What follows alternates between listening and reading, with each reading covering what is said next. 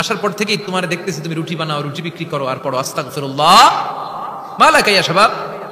যুবক বলে আস্তাগফিরুল্লাহ আমার সবচেয়ে বেশি পছন্দের আমল, আমি সব সময় আঠার মতো ইস্তেগফারের সাথে লেগে থাকি আর সব সময় পড়তে থাকি আস্তাগফিরুল্লাহ, আর এর বদৌলতে আল্লাহ আমারে মুস্তাজাবুদ দাওয়া বানিয়ে দিয়েছে। সুবহানাল্লাহ।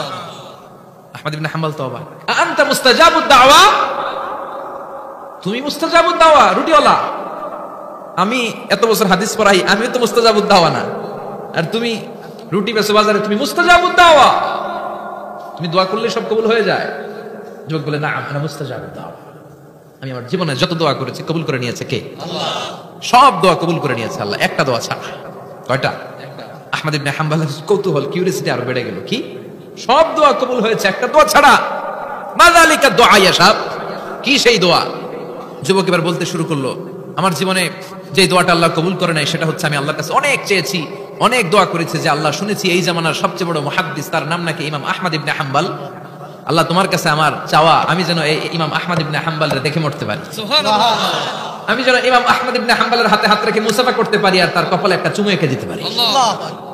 আহমদ ইবনে হাম্বল আবেগপ্রবণ হয়ে গেলেন, চোখের পানি ছেড়ে দিলেন, বলেন যুবক তোমার এই দোয়াটাও কবুল হয়ে গিয়েছে। আহমদ ইবনে হাম্বলের দেখা সাক্ষাৎ পাওয়ার জন্য আহমদ ইবনে হাম্বলের বাড়িতে তোমার যাওয়ার দরকার নাই, আহমদ ইবনে হাম্বল তোমার দরবারে ছুটে এসেছে। আনা আহমদ ইবনে হাম্বল মুহাদ্দিসুদ দাহর, আমি নিজেই আহমদ ইবনে হাম্বল। যুবক চোখের পানি ছেড়ে দেয়, আহমদ ইবনে হাম্বল চোখের পানি ছেড়ে দেয়। যুবক চিৎকার মেরে ইমাম আহমদ ইবনে হাম্বলকে জড়িয়ে ধরে, হাতে হাত রেখে মুসাফা করে, কপালের মধ্যে চুমু খায় আর আল্লাহর শুকরিয়া করে বলে, ও ইমাম, আসলে এই দোয়াটাও আল্লাহ আজকে কবুল করে নিল। বিশ্বাস হয় সবসময় ইস্তেগফার করলে আপনার দোয়াগুলোর এইভাবে কবুল করে নিবে কে? এই পাঁচটা জিনিস পাবেন সবসময় যদি ইস্তেগফারের সাথে লেগে থাকেন। রাজি আছেন তো? এজন্য বিশ্বনবী সব সময় নামাজে সালাম ফিরানোর পরে পড়তেন আস্তাগফিরুল্লাহ। কি পড়তেন? 3 বার পড়তেন আস্তাগফিরুল্লাহ, আস্তাগফিরুল্লাহ, আস্তাগফিরুল্লাহ। পড়তে রাজি আছেন? ইস্তেগফারের অনেকগুলো আলফাজ আছে, সবচেয়ে ছোট ইস্তেগফার হচ্ছে এটা, আস্তাগফিরুল্লাহ, আস্তাগফিরুল্লাহ। আরো আছে আস্তাগফিরুল্লাহ আল্লাযী লা ইলাহা ইল্লা হুয়াল হাইয়ুল কাইয়্যুম আতুবু ইলাইহি। বিশ্বনবী বলেন এই ইস্তেগফারটা যদি কেউ পড়ে, আত-তাওয়াল্লি মিন ইয়াউমিজ যাহাফ, যুদ্ধের ময়দান থেকে পালিয়ে আসা কবিরা গুনাহ। কি গুনাহ? কাফেরদের সাথে যুদ্ধ, আমি তাগড়া যুবক, তলোয়ার নিয়ে নেমেছি, আমার দেহের এক ফোঁটা রক্ত থাকা পর্যন্ত আমি যুদ্ধ চালিয়ে যাব, আমি ফিরে আসতে পারবো না, আইনটা কার? ফিরে আসলে কবিরা গুনাহ।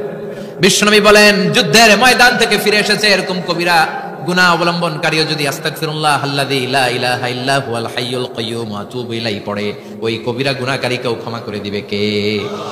পড়তে রাজি আছেন তো? আবার সাইয়েদনা আবু বকর বললেন, ইয়া রাসূলুল্লাহ আল্লিমনি দুআআন আদউ বিহি ফি সালাতি, এমন দোয়া আপনি আমারে শিক্ষা দেন যে এই দোয়াটা আমি নামাজে পড়তে পারি।